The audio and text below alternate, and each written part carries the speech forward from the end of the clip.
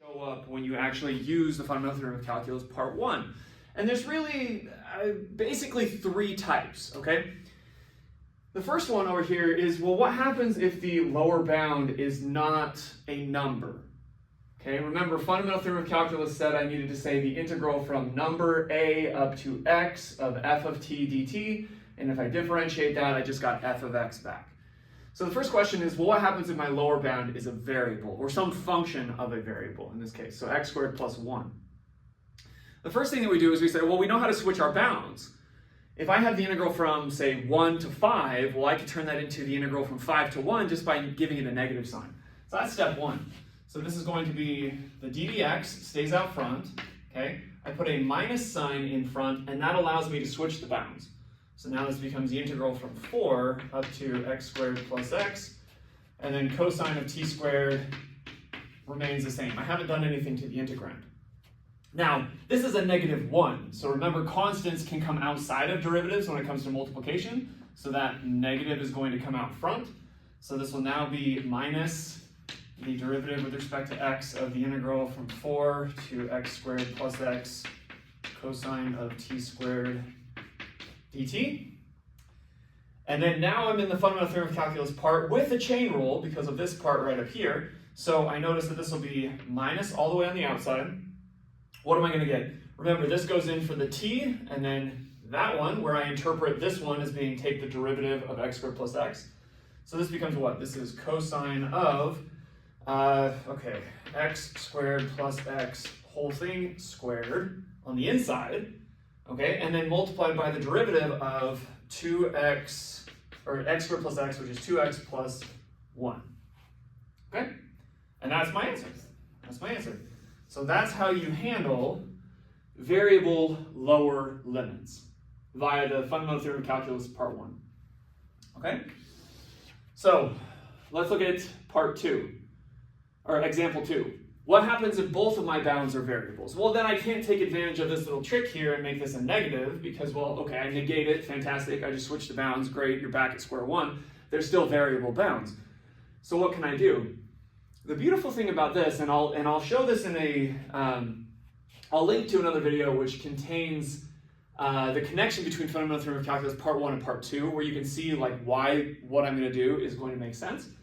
Okay, but remember, integrals are additive if I subdivide up their domain. What does that mean? Okay, let's think in terms of a picture. So here's my function y equals f. Okay, and I want to integrate from a up to b. Right? Then I can split it somewhere. I can choose some c value, and I can say, well, the integral from a to b of f of t dt is the integral from a to c of f of t dt plus the integral from c to b of f of t dt.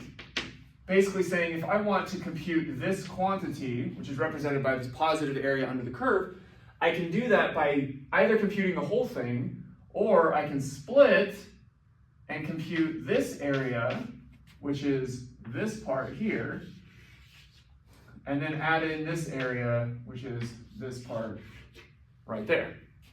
Okay, so we're going to take advantage of that in order to evaluate this guy. So our first step will be, we'll leave the operator out there, okay, and just choose a number. Just choose a number. The integrand is continuous for all values of t, it doesn't matter. So just choose any number. So I'm going to say 0.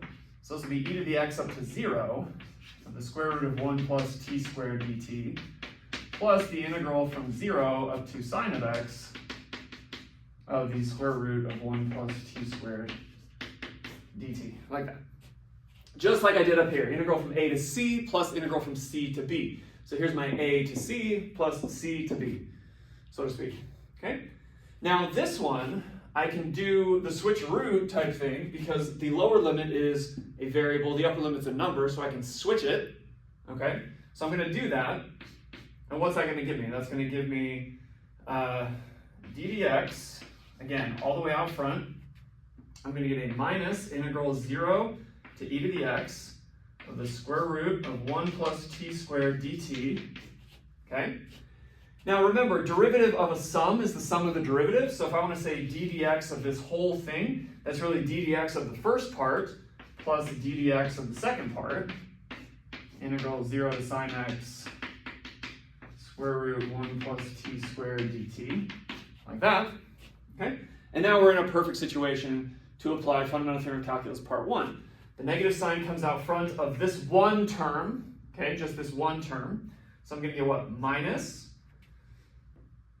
FTC part 1, take e to the x, plug it in for t, plug it in there. So I'm going to get the square root 1 plus e to the x squared, which I could write as e to the 2x, just by properties of exponents, that's fine.